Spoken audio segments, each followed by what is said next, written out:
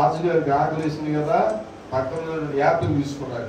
Apple తీసుకొని ఏం చేశాడంటే ఆ యాపిల్ని కట్ చేయడానికి కత్తి తీసుకొని యాపిల్ కట్ చేశాడు. ఈ కత్తి ఈరోజు ఏలు మీద పడి ఏలు అమాంతంగా దిగింది. రాజుగారు ఒకసారి కెవ్వూరు కేక పెట్టాడు. ఎప్పుడైతే కెవ్వూరు కేక పెట్టాడో అమ్మ దెబ్బ లేచి కూర్చున్నారు. ఏం రాజా ఏం జరిగిందా చూసేసరికి ఈరోజు ఈ వేలుకే రక్తం ఈరోజు కారుతూ ఉంటే రాజుగారి వైద్యుడు ఉంటాడుగా, పర్సనల్ వైద్యుడు. ఆ పర్సనల్ డాక్టర్ ఏం చేశాడు, వెంటనే ఈరోజు అంటే కట్టు తీసి కట్టేసి ఆ గాయాన్ని ఈరోజు కట్టుతో కట్టేశాడు. ఈ లోపు మంత్రి వచ్చినట్టు ఉండొచ్చుగా.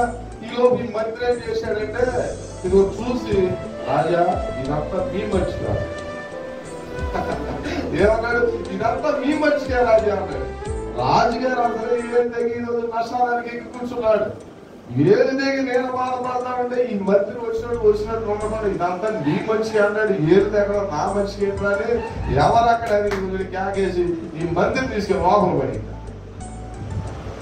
సరే మంత్రి తీసుకెళ్ళి చెరసాల్లో పడేసి మంత్రిని చెరసాల్లో పడేస్తే ఈరోజు రాజుగారి మనుషుల రోజు ఏం చేశాడంటే మరి రాజుగారికి అడవి వేటకు వెళ్ళాడు. ఎక్కడికి వెళ్ళానా, అడవికి వేటకు వెళ్ళాడుగా. వేటకు వెళ్తే అక్కడ ఉన్నటువంటి కొండదొరలు ఏం చేశారంటే తమ దేవతలకి దొరుకుతుంది బలి అర్పించడానికి రాజుగారిని పట్టుకొని తీసుకొని రాజుగారిని బట్టి తీసుకువెళ్తే అక్కడ ఈరోజు తీరా రాజుగారిని గమనిస్తే రాజుగారి వేలికి గాయం. ఆ దేవతలకు బలించాలంటే అవయవాలన్నీ కూడా పర్ఫెక్ట్ గా ఉన్నారు. ఏ అవయవం కూడా ఈరోజు ఇట్లాంటి గాయం ఉండదు. కాబట్టి రాజుగారిని ఏం చేశారంటే ఇదిగో వదిలిపెట్టేశారు.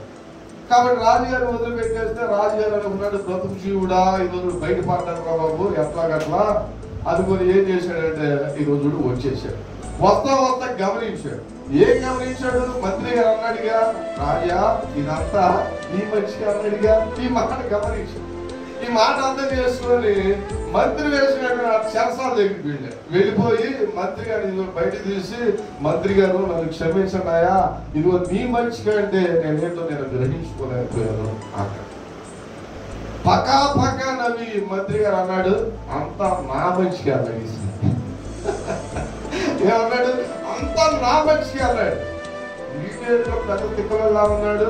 ఇందాకేమో నా ఏది లేదు నీ మంచిగా అన్నాడు. ఇప్పుడు చూస్తే ఏమో నా మంచిగా అంటున్నాడు. ఏంట్రా బాబు కథ అని మంత్రి గారిని అడిగాడు. రాజా నీవు అడవి వేటకు వెళ్ళావు కదా, అడవి వేటకు వెళ్తే ఇప్పుడు ఇదిగో నీ వేళకి గాయముందుని బట్టి నువ్వు విడిచిపెట్టారు. నా అవయవాలన్నీ పర్ఫెక్ట్ గా ఉన్నాయి.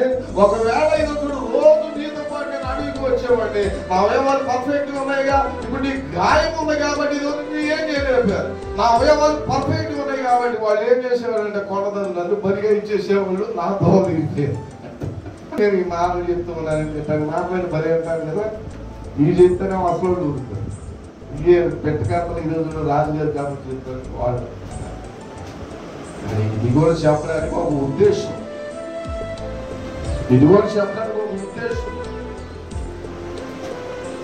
మన జీవితంలో ఎదురవుతున్నటువంటి పరిస్థితులు ఏమైనా సరే శ్రమ ఓర్పు, శ్రమతో ఈరోజు శోభంతో ఉన్నావా, అసంతృప్తితో ఉన్నావా, అపజయాలతో ఉన్నావా, లేదా పలు విషయాలు ఎదురు ఓడిపోతూ బ్రతుకుతూ ఉన్నావా, ఈరోజు తగిన సమయం వచ్చే వారికి వెయిట్ చేయి. అంతా ఇదిగో నా మంచిగా ఇదిగో నువ్వు అనుకున్నావా, ఒక దినమందు దేవుడు ఏం చేస్తాడు తెలుసా, అన్ని విషయాలు ఇదో చూడు నీ విషయంలో కుదురుబాటు చేసి ఇదో చూడు నీ జీవితం గొప్ప మేలు చేసి పెడతా దేవుడు.